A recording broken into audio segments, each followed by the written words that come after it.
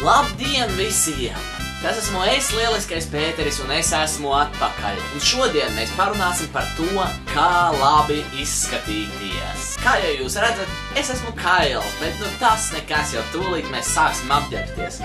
Šeit sānā esmu sagatavojis kolekciju ar drēbēm, kuras es jums izrādīšu, ar kurām jums publikā paveiksies. Puiši, jūs dabūsiet visas meitenes, ja jūs ģērbsieties tā, kā es jums teicu.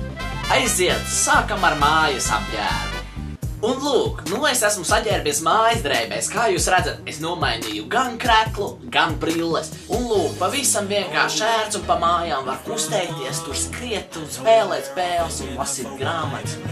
Jutīsies ērti. Turpinām tālāk. Kaut kas mazliet solidāks, ko varbūt varētu uzvilkt uz skolu. Un lūk, šādi mēs saģērbjamies ejot uz skolu.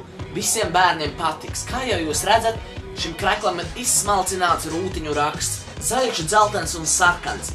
Tātad pie šāda krekla vēl der klāt aksesuāri kā rokas pulkstenis. Vēl pie šī apģērba mazliet solidāku padarīs, ja mēs pieliksim strubantus. Un lūk, mums ir arī strubanti. Ar to es izskatos daudz solidāk un daudz pievilcīgāk uzreiz. Nākamais, ko jūs varat darīt, ir zaudējot kakla saiti un zaudējot šos strubantus, ja jums viņi nepatīk.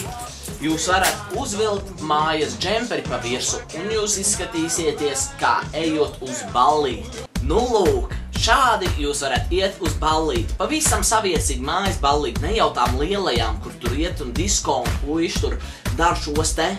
Un meitenes šitos te dara uz tām ballītēm. Nē, šīs ir mājas solidā ballīte, kur tu aiziet pie draugiem, jūs lasāt grāmatas un jūs pavadāt labu laiku. Bet jūs noteikti vēlaties zināt arī, kā tad jāiet uz tām lielajām ballītēm, kur visi disko un ir jautri.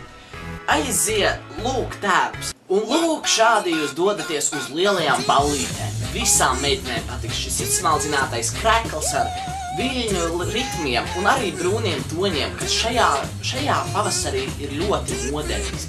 Bet iedomājieties, ja jūs šo video skatāties ziemā, jums vajag kādu vējaku, ja laukā ir augsts, tad lūk, es jums parādīšu īsto apģērbu, kā ģērbties laukā ziemā.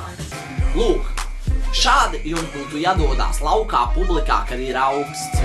Bet tagad es jums parādīšu treniņtērpu. Iedomājieties, jūs dodaties uz treniņiem. Lūk, ir izsmalcināts treniņtērps.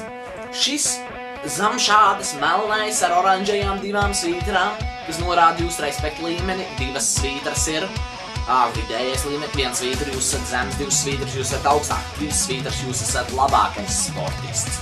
Meitenes, ja jūs vēl skatāties, tad ziniet, ka jebkuram no maniem apģērbiem arī jūs darat, jo viss, kas nosaka, vai šis apģērbs ir puisim vai meitenei, ir mati un to sakārtojums.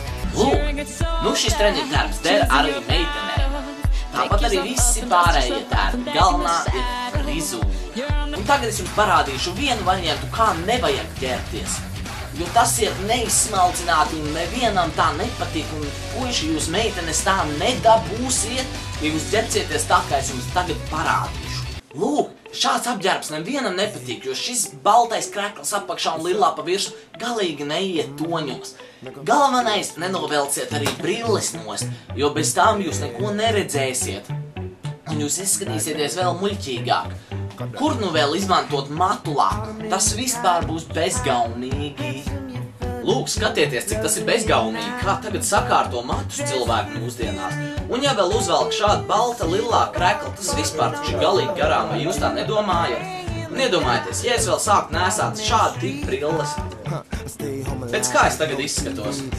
Cilvēki, tas taču ir galīgi garām.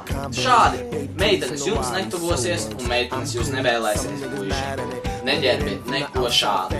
Klausiet manas iepriekšējos soļus, un jūs būsiet topā. Un lūk, arī ar to noslēdzās šis mans kārtējais video.